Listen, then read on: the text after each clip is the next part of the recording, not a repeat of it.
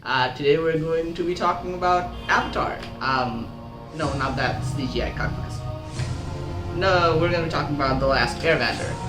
No, not that abomination either. We're going to be talking about Avatar, The Last Airbender, the original one, the animated series, and why it's incredible. And I think you can tell by my hairstyle that I kind of like this series like a lot. So today I'm going to talk about why everyone should watch it and why it's incredible.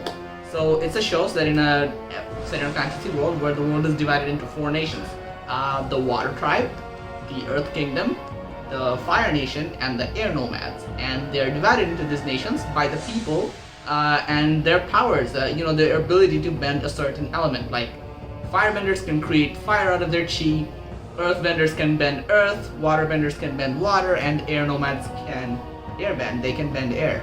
And there's this one special guy or girl that gets reincarnated every 50-60 years, called the Avatar, who can bend all four elements, and he or she keeps the peace among the countries and all the nations. And this series follows the story of Avatar Aang, the latest in line of the Avatars, who is a 12-year-old air nomad who gets frozen in the ice for 100 years and comes back to a very massive war. And it follows his story and how he becomes a fully realized Avatar and how he defeats, the villain of the series and restores peace in the world. You get to follow that. So it's basically a children's show, but what makes it so great is that it has some amazing writing. It has some brilliant visuals, like brilliant. This show is so artistic, and it has some very mature themes that are woven into the storytelling, which is incredible. There are themes like imperialism, corruption, class struggles, genocide, and environmental issues woven into a kids show. Like, you have to be a very good writer to dilute themes like these down for little kids and still make them poignant enough that adults can watch it and enjoy it. And this series does that so well, which is incredible. I'm gonna, put a list of recommendations on the screen now for all the themes. Hope you could read them all. Okay. Then we have some amazing character development in this series. There is some amazing world building. There are strong female characters, and there is some awesome representation in this series. Like, this series has a diverse cast of characters. You have Toph, who is part of the main group, who is blind, but she's still very strong. She's she's the most powerful earthbender out there. And you have someone like Teo, who is physically impaired, and they're still incredible. They can still use a lot of abilities. They still have a lot of powers, and I think that's a really incredible way to show that people who have disabilities can come over their boundaries to become incredible people, and they can break free of the chains that society gives them. The roles that society decides for them. It's that you don't have to stay like that. You are powerful however you are. And which brings me to my next point, is the show has amazingly strong female characters. Like, they are so well written and they're unique in their own way, and they're all incredibly powerful. You have Suki, who is the leader of the Kyoshi warriors. She wears makeup all the time. She wears a robe, a kimono, but she's still an amazing fighter.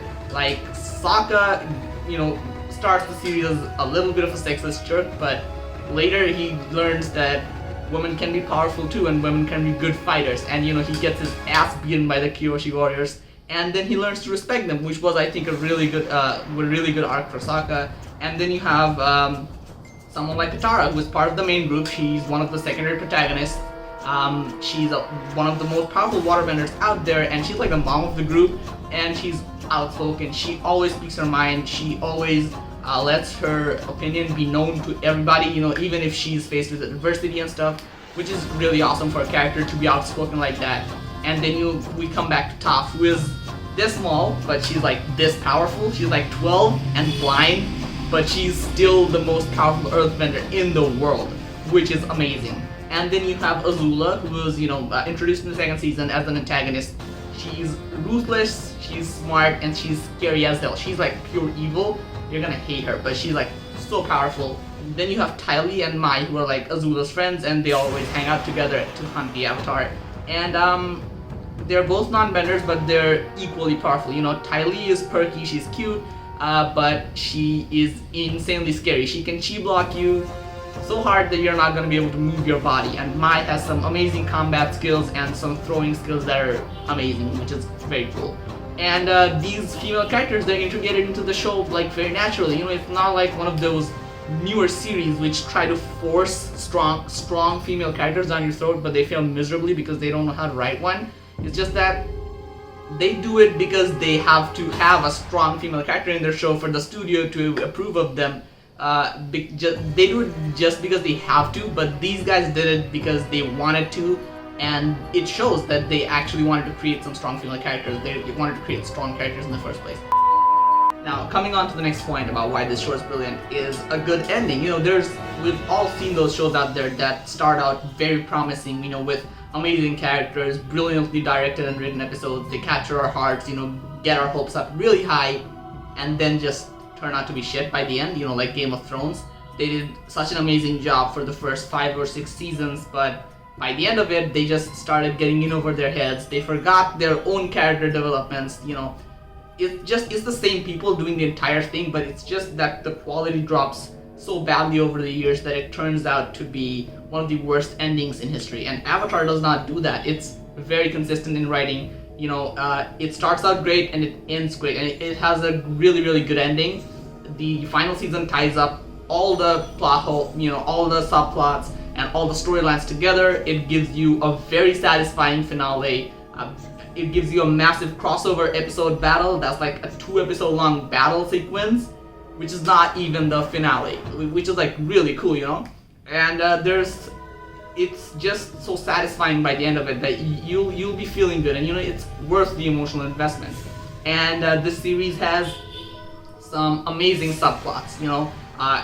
Apart from the main characters and the protagonist Aang, it's just not about him, you know. This series is about a lot of people. It's more like an ensemble, and every character gets their episodes.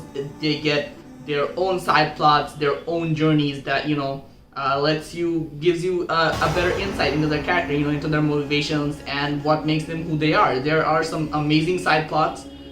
Even Appa gets his own episode. It's like a bison flying around for 22 minutes, and you're gonna care about that bison, and you're gonna love that episode. That episode's gonna make you sad. Like, this show has such amazing writing that it'll make you sad by showing you a bison fly around for 22 minutes. It's that good, okay? Then we have some amazing character development. Every character gets developed by the end of the series. They grow, they change, they learn from their mistakes. And it's just amazing how they show these changes. There are subtle animation details, there are changes in their designs, there are changes in their attitudes, everything. I mean, you know that this is not the same person that they were in the first season. There's the most famous example of this is the arc of Prince Zuko. I'm just gonna hint about it. I'm not gonna talk about it because it's gonna spoil the whole thing, and I don't want that. I want this video to be for people who haven't watched the show. Because go and watch it. The arc of Prince Zuko will blow your mind. It's brilliantly written, and every character learns to, you know, let go of their prejudices. They learn to apologize for their mistakes. They learn to apologize to the people they've hurt, and they learn to grow, and they learn to even get out of destructive relationships, which is, I think, amazing for a show to achieve. And that's, you know, true for every character. They get like episode-long arcs, and there are like season-long arcs, which are really cool. And this series has some amazing world building. All of the cultures are inspired by real life cultures, and the writers really respect that. You know, the writers respect the culture that they're basing it on. You know, like the air nomads, they're based on Buddhist monks from Nepal and Bhutan, and their design shows that. And they actually, you know, learned about their ways to make these made-up cultures seem more realistic. You know, the water tribes are based on the Inuit people from Greenland and Iceland. You have Chinese imperialism and architecture and designs influencing both the Earth Kingdom and the Fire Nation, which is awesome. You know, you have the city of Ba Sing Se, which is based on the Forbidden City in China, and their walls being based on the Great Walls, which is really, really cool. You know, you see these these representations of Asian cultures, which is really awesome. This world has this really massive Asian vibe going on, which I think really cool, and you don't see these in American shows a lot, you know. They're mainly based in the USA or Europe or something like that. You know, finally seeing an Asian-based show would actually be pretty cool. and the creators treat these shows with respect. And this brings me to my next point, which is the animation and score.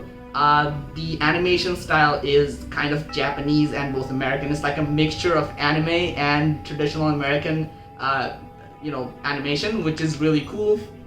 A lot of people call it an anime, but it's not really an anime. It just kind of looks like one. And the score in the series are done by traditional Asian instruments, and that brings an insanely awesome sound to this series. The tracks of this series are so amazing. They're very, very unique, and I guarantee you have never heard background scores like these.